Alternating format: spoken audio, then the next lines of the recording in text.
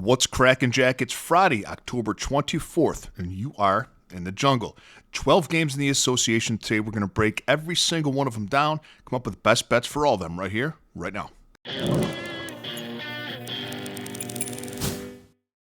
Greetings, everybody. Welcome back to the show. And if you're joining us for the first time, welcome to the jungle.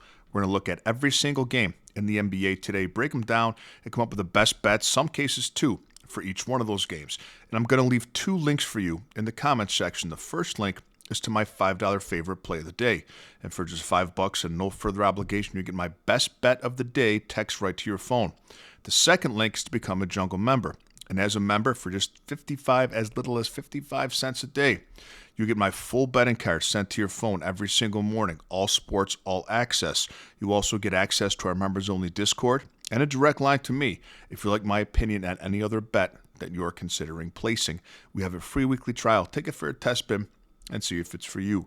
Today's video is brought to you by Outlier.bet, the top name in sports betting research, and by Red Lobster. Join us December 9th at our Lexington, Kentucky location for a meet and greet with Daniel Ponderosa, Lexington's #1 Gary Busey impersonator. The first game we're looking at is Milwaukee at Toronto. Bucks are plus 1.5. Over-under set at 234.5. Giannis is a game-time decision here, so that's something to keep an eye on. Both teams coming off of wins by big margins. In their first game, I would say Toronto's win was more impressive, beating the Hawks by 20. Milwaukee beat the Wizards by 13. I like the Raptors in this game, minus the 1.5. They're at home.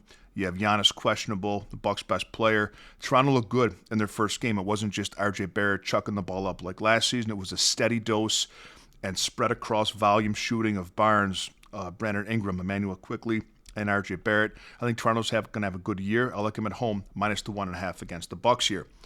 Atlanta at Orlando. Hawks plus 4.5. Over-under set at 235.5. I like Orlando minus the 4.5.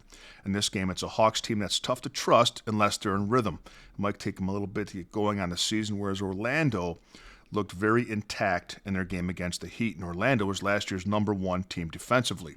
But my favorite play in this game is a player prop. It's Franz Wagner of the Magic over 21.5 points. This is a Hawks team that was 26th last year in points allowed, giving up 119.3 points a game. We know that Wagner is a volume shooter. He's going to have the most volume, him or Banchero. On the Magic, dating back to last season, he's been over this line in 8 of his last 10 games with a median of 24 points a game. Historically, he's playing 37 minutes and taking 21 shots a game. Franz Wagner over 21.5 points. Cleveland at the Nets. Cleveland minus 11.5, over-under set at 229.5. I would lay the points, all those points. I'd lay them with the Eastern Conference's best regular season team from last year, coming off of a first-game loss on national TV, facing a Brooklyn Nets team that lost their first game by 19 points to the Charlotte Hornets. Nothing to overthink here. Lay the points with Cleveland. Boston at the Knicks. Boston plus 3.5. Over-under is at 229.5. I will lay the points with the Knicks here. I lay the 3.5 with the home team. Boston hasn't done well versus the spread against top 10 scoring defenses. And the Knicks last year were a top 10 team in defense in terms of points allowed, dating back to last season. The Celtics are just 5-11 in their last 16 games against the spread against teams that are top 10 in points allowed. But what I really like in this game is Derek White to go over his points prop of 20.5. With Tatum out, he's going to be the biggest volume shooter on the Celtics. He took 13 three-pointers in their first game. That's the best play here. Derek White over his points total. Miami at Memphis. Heat are plus 2.5. Over-under is set at 233.5. I like the Heat in this game with the points. I like the addition of Storm and Norman Powell.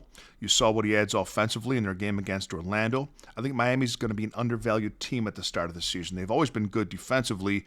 Last year they were 7th in points allowed, and they don't put you on the foul line, which is where Memphis likes to make a lot of their hay. Last year, the Heat were 3rd in the league in keeping teams off the charity stripe, and the Grizzlies were #1 in paint points. They like to go to the hole, and they like to get to the foul line.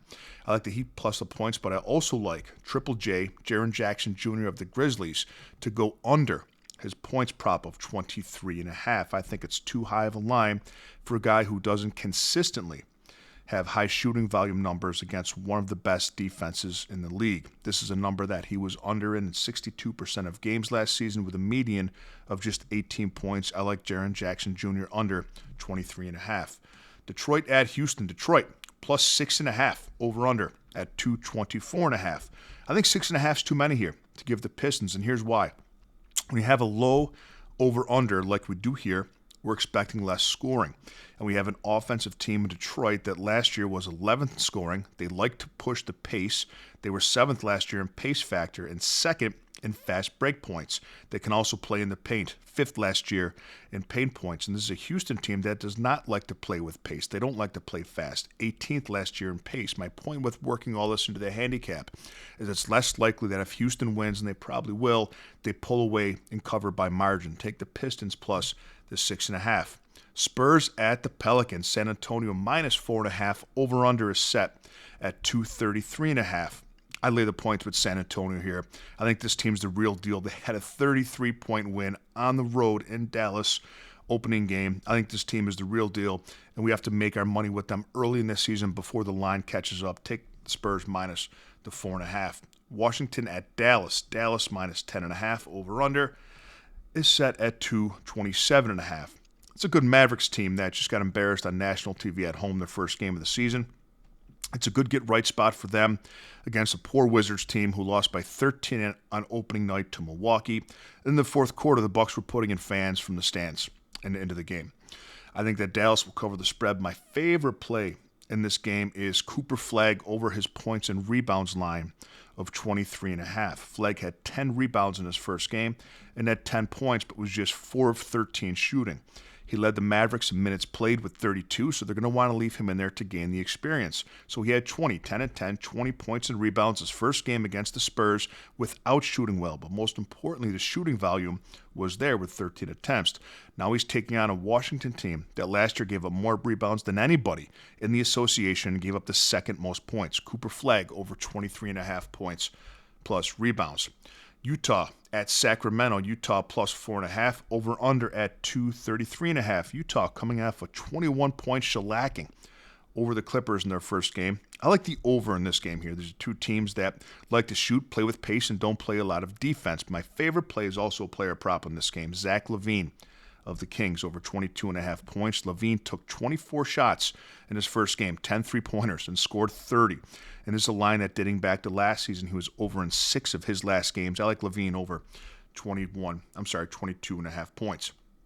Minnesota at the Lakers. Minnesota minus 2.5, over under at 225.5.